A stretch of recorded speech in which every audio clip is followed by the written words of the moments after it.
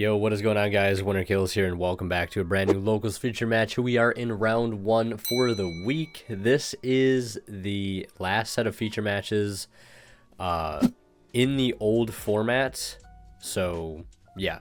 I was debating on whether or not I was going to post these or not, but I figure I might as well, just because I think some of these matches aren't really super affected by the new ban list. And I think we have some Fire King content here as well, which, I mean, feel how you want to feel about the deck. It's never been on the channel, so I figured we could go ahead and maybe potentially cover that. And also, starting the tournament off here, we have a really unique matchup, one we haven't really seen in a while, which is Marincess on the right versus Sky Striker on the left. Now, Sky Striker did, if you want to call it a bump, get a bump in the most recent ban list, with Upstart Goblin going to 3. Now, I don't know if Striker players beforehand were playing Upstart as a one-of. You know what I mean? It's a free spell in the grave, digs you deeper to engage, things of that nature, right? But, I mean, Striker Orcus is back on the table, right? But, yeah. I don't know how much of a boost Striker really got. Marincess, nothing really changes for them, I think, going into the new format, other than, you know, every deck they were competing against potentially has gotten a little bit worse. Right, and yeah, also Speedroid content is coming. I know people are going to be asking a lot about that, and I really appreciate everybody's excitement around me covering more Speedroid content. It is coming. Believe me, it's coming. I'll be playing it at locals, profiles, etc, etc. But we're going to see our Marincess player here end on a humble little board of Fenrir, Toad, and Bubble Reef. Unfortunately, not being able to establish that Argonaut, as they don't have, I don't think they had access to the field spell there. They might have needed to go for the dive to get that crucial extender to even get to a rank 4 and to get into the link 4 in the first place. And their Bubble Reef will draw them a card in the standby phase, and we're going to see an Afterburner just get fired off here.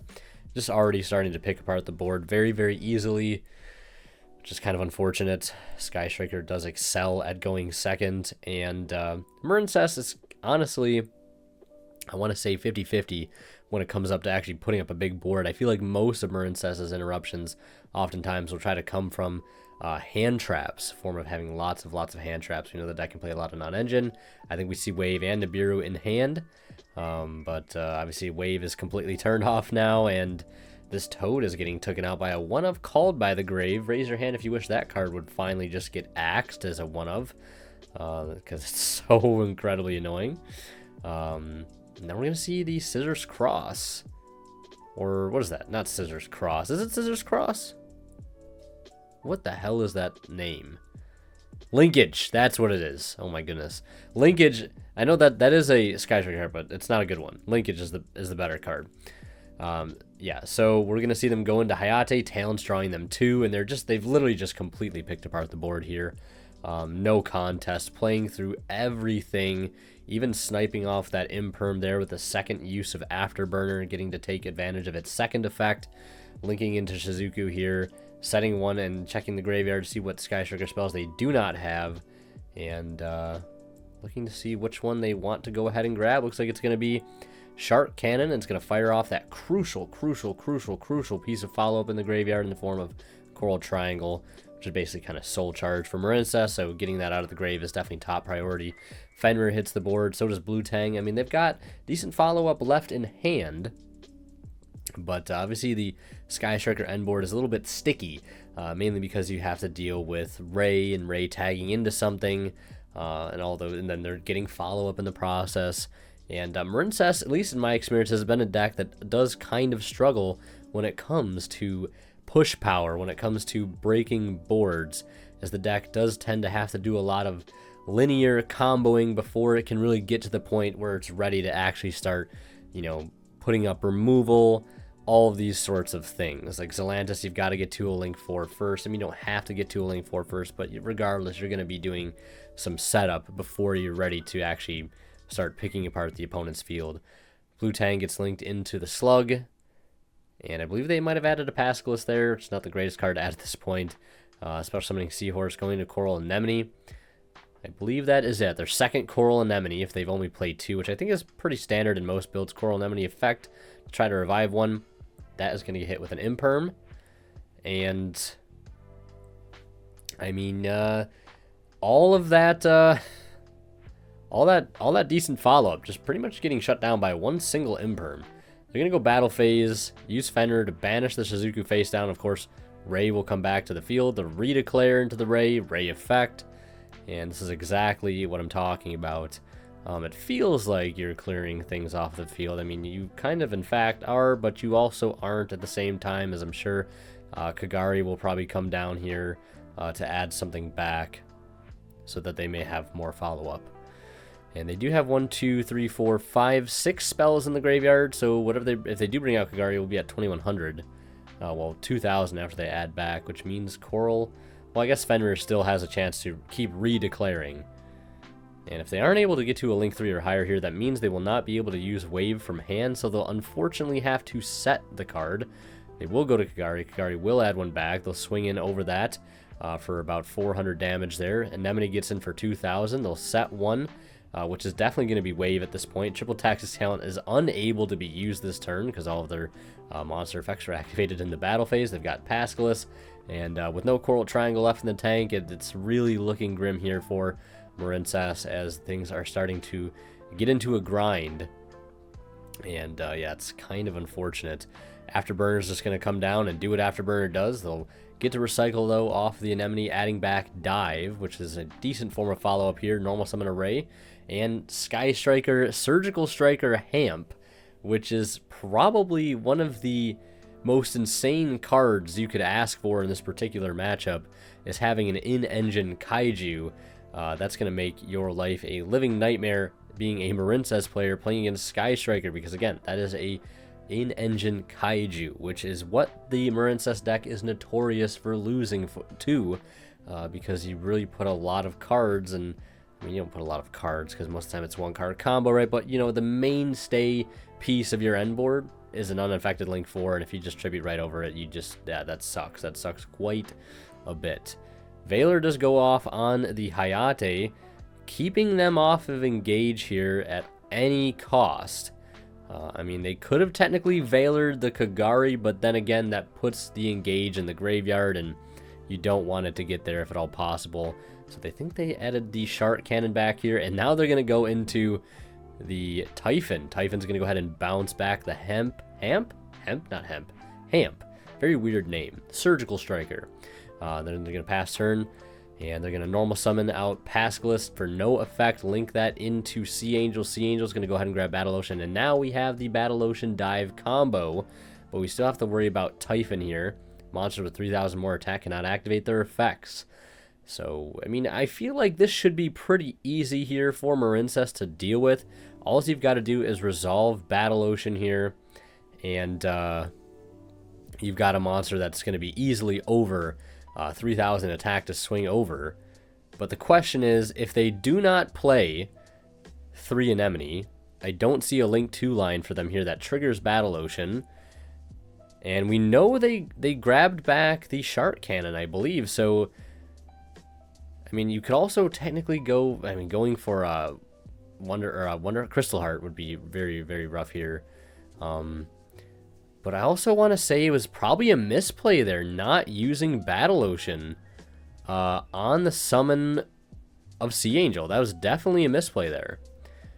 Because now we're just actively playing into the Shark Cannon. And yeah, no surprise, there it is. It's going to target the Splash Magician's target, which is going to be Spring Girl. And that is just going to shut down that entire line of play. Triple Tactics Talent still completely dead in the hand.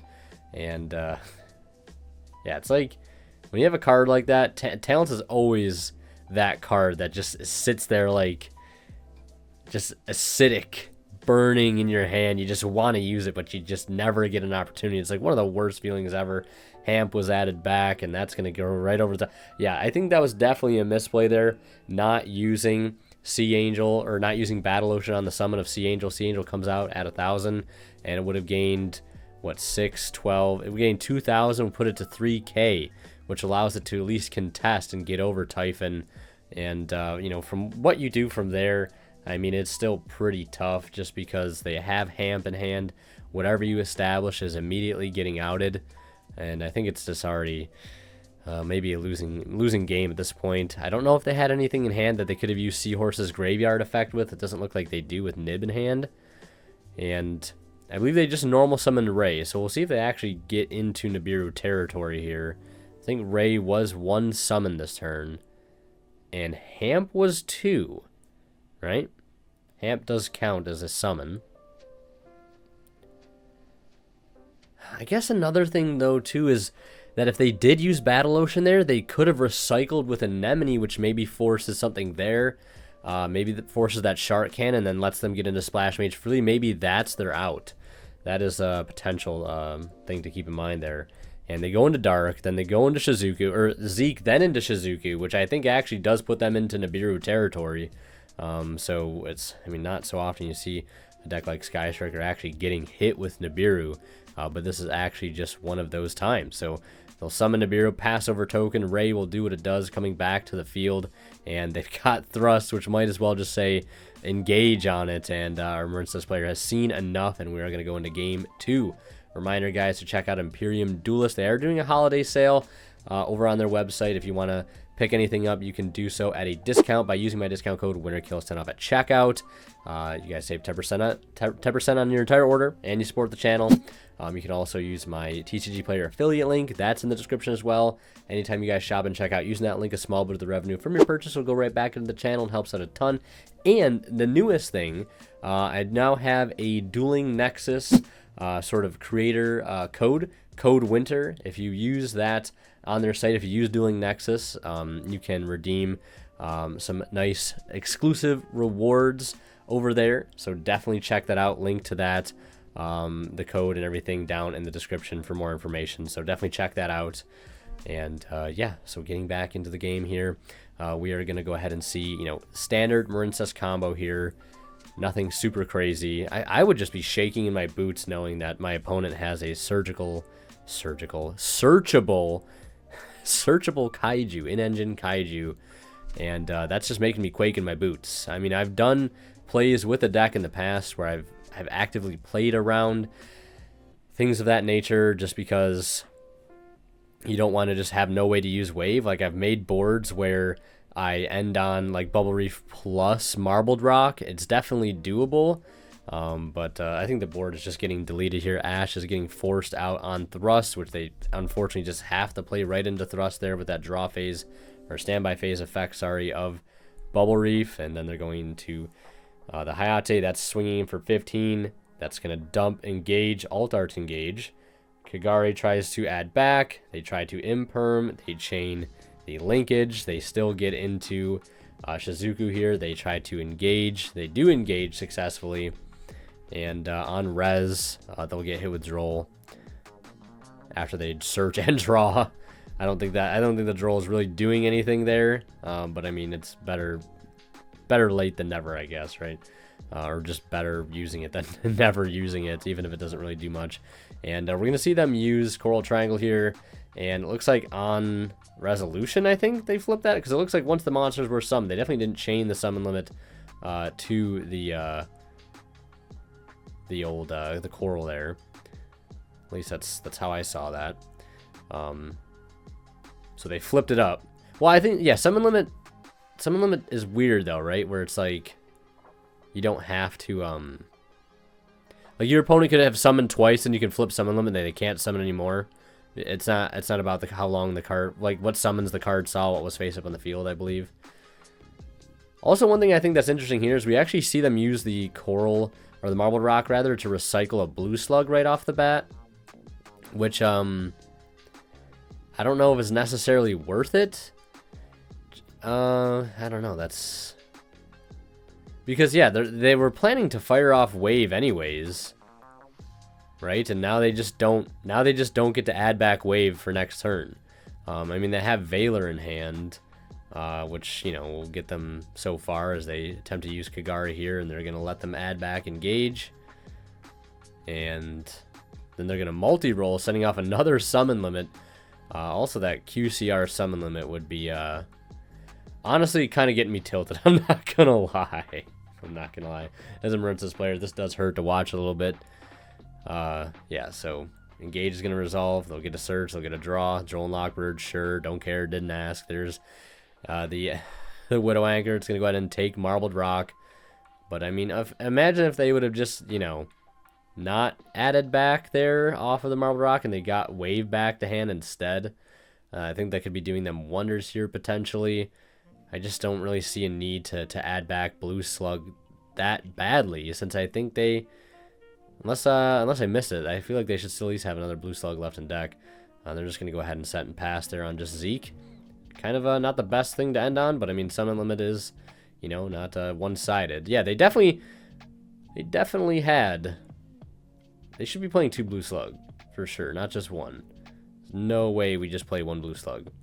But they're going to spec out Fenrir, which Fenrir is pretty good here. It can contest that Summon Limit. And Fenrir is going to go ahead and search another copy of itself. And doesn't look like they have any way to engine here, which is also very, very unfortunate. I think I see Dive and like double effect Veiler in hand. Looking very, very grim here for Marincess. They're going to go Battle Phase, attempt to swing over the Zeke. And they're going to use Linkage here, sending off the Zeke, going into Kagari. Kagari is going to go ahead and grab back Engage. They're going to go ahead and redeclare here.